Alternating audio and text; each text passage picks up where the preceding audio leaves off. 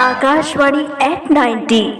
मैं मुकेश चौधरी, गांव नवापल्ली, तहसील post block Baramkela, जिला सारंगढ़ के निवासी हूँ। हमार आकाशवाणी ला 90 साल पूरा होए के झरा झरा बधाई। और जमो रेडियो में काम करोया भैया मला साहब मला राम राम। जो हमार किसान भाई मन बर अतकी अपन सेवा देते हैं। किसान भाई खेत में रहे चाहे कहीं भी रहे, जंगल में रहे, रेडियो आकाशवाणी के सिग्नल मिलते, जेकर से हमार खेती बाड़ी के बारे में वैज्ञानिक सर मला बुला बुला के हमला किसान वाणी के माध्यम से हमला जानकारी सलाह देते हैं।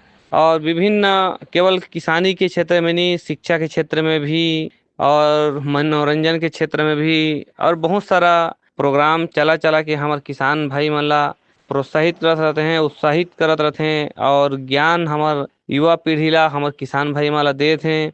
महिला मन बर भी विशेष कार्यक्रम चलत हैं। और सबसे खास लागथे कि आकाशवाणी है किसान दिवस भी मनाथे, जोन किसान मन बर एक बहुत अच्छा गर्व की बात है।